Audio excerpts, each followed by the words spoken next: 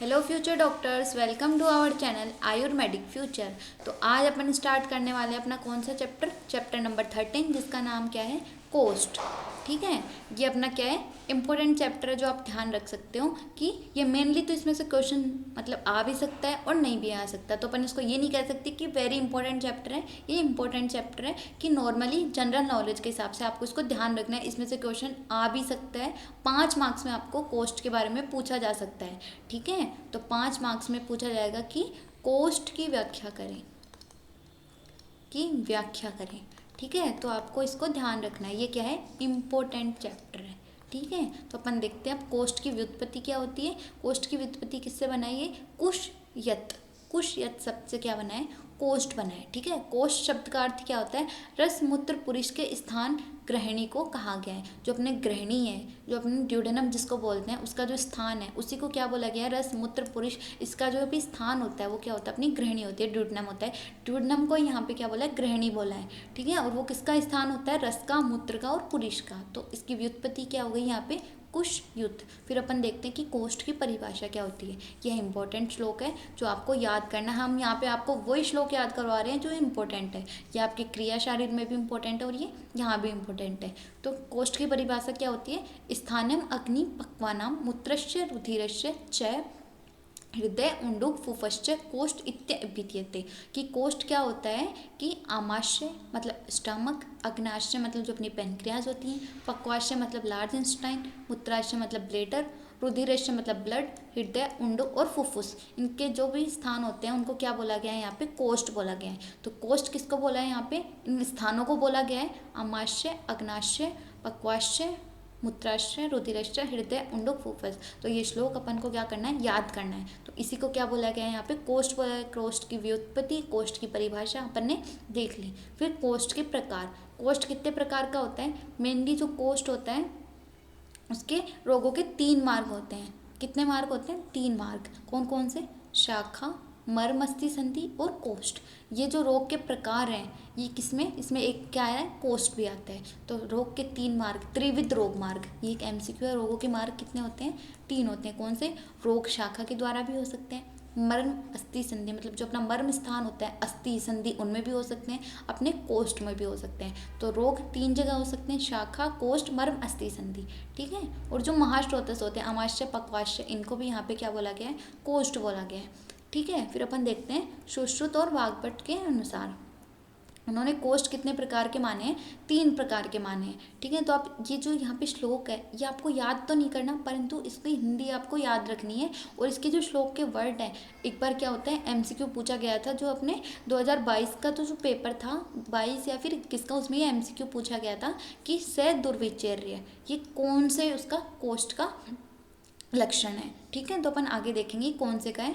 तो कोष्ठ कितने प्रकार के होते हैं, 3 प्रकार के, क्रूर, मृदु और मध्यम। तो ऐसे आप याद कर सकते हो, वात, पित्त और कफ। वात, पित्त, कफ। वात वाले का कोष्ठ कैसा होता है, क्रूर कोष्ठ होता है। पित्त वाले का मृदु, कफ वाले का मध्यम। अपन देखेंगे क्रूर कोष्ठ, मृदु कोष्ठ, मध्यम कोष्ठ, इनके लक्षण क्या क्या होते हैं।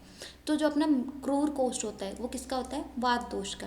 जो क्रूर कोष्ठ मतलब वात की अधिकता होती है। देखो ये दे रखा, ये एमसीक्यू में पूछा जाता है कि वात, पित्त, कफ, इनका क्रूर कौन सा कोष्ठ है। ये इंपॉर्टेंट है, आपको याद रखना है कि त्रिफला, त्रिवलक, त्रिवृता, तारण आदि से कठिनता से विरेचन, मतलब जो क्रूर कोष्ठ होता है उसमें वात की अधिकता होती है। अगर वात की अधिकता हो गई तो अपना जो कॉन्स्टिपेशन होगा वो बहुत ज़्यादा हो जाएगा।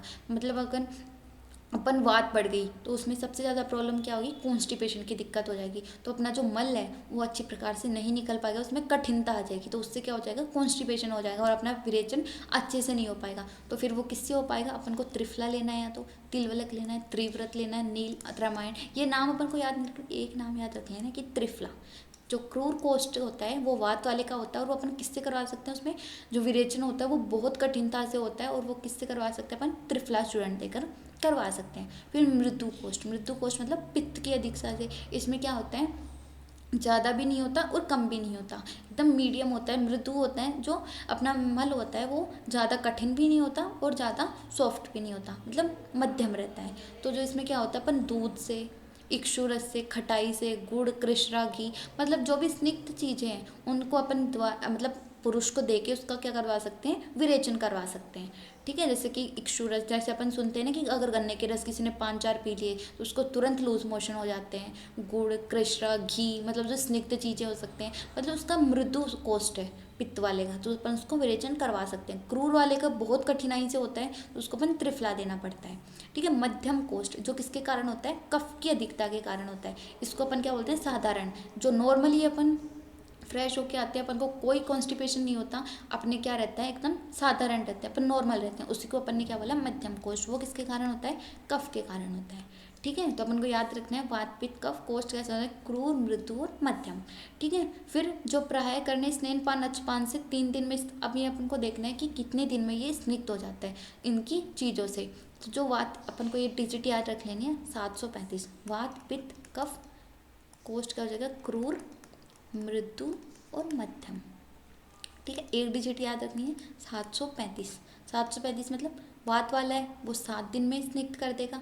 ठीक है, पित्त वाला वो 3 दिन में कर देगा और कफ वाला है वो 5 दिन में। तो ट्रिक क्या है, 735 क्रूर, मृत्यु, मध्यम, वात पित्त कफ। अपन को नॉर्मली सीक्वेंस यही रहता है, वात पित्त कफ कोष्ठ, क्रूर, मृत्यु, मध्यम। और कितने दिन में स्निग्ध हो जाए, 7 दिन में, 3 दिन में और 5 दिन में। ठीक है, तो अगर आपको एक क्वेश्चन आता है 5 मार्क्स में कि कोष्ठ की व्याख्या कीजिए, तो आपको कोष्ठ में क्या याद रखना है, उसकी पहले व्युत्पत्ति, उसकी निरुक्ति, कोष्ठ के कितने प्रकार होते हैं, कितने रोग मार्ग होते हैं, शाखा, मर्म, मस्ती, संधि, और इसके कितने प्रकार होते हैं, क्रूर, मृदु और मध्यम, और कितने दिन में, 735। ठीक है, स्निग्ध हो जाता है। तो हम आपको ये बता रहे थे कि ये क्वेश्चन आया हुआ था कि सदुर्विचर्य ये किसका लक्षण है, वात का, मतलब बहुत कठिनता से जिसका विरेचन होता है वो किसका होता है, वात का। तो ठीक है, ये एक एमसीक्यू है जो हमने आपको बता दिया, जो आया हुआ है आपको याद रखना है। ठीक है, स दुग्धेन अपि विरेच्यते, मतलब जो दूध से, स्निग्ध द्वारा जिसका विरेचन हो जाए वो क्या होता है, पित्त का। अगर आपको हिंदी अच्छे से याद है तो आप श्लोक के वर्ड्स देख के इसका आंसर कर सकते हो।